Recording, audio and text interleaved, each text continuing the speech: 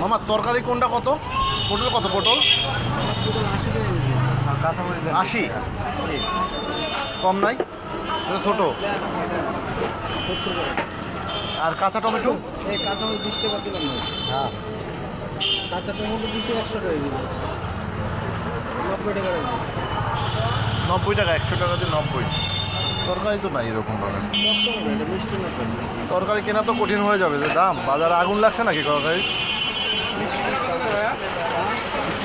মিষ্টি কুমড়া 50 টাকা। আর গাজর কত? গাজর গাজর 160। 160। জি।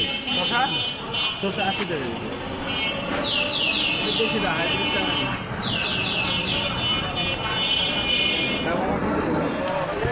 দাম বাইরে বাইরে নেওয়া যাবে না। পটল 70 টাকা রাখবো। আর এই যে এটা যদি দিলাম একদম 80 টাকা পড়বে, ঠিক আছে? এটা 160 টাকা পড়বে। আর এই যে আমি মূলা কটা পড়বে 60 টাকা কেজি।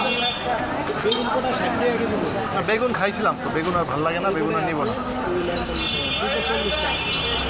পেঁপে, পেঁপে 240 টাকা কেজি। পেঁপে নিয়ে যায় একটা, দেখি একটা পেঁপে দাও। এই একটা নিই, ভালো হবে কোনটা? পুরনো কোনটা? পেঁপেই ভালো হবে, একটা পেঁপে খারাপ। এখন যে বাজারে যে দাম, এতে পেঁপেই খাইতে হবে তো। হ্যাঁ, এটা ভালো তরকারি। এটা না, এটা না। এইটা এইটাই দাও। এটা কতটুকু আসছে দেখো তো। এটা মামা আপনার দাম আসবে হলো 43 টাকা।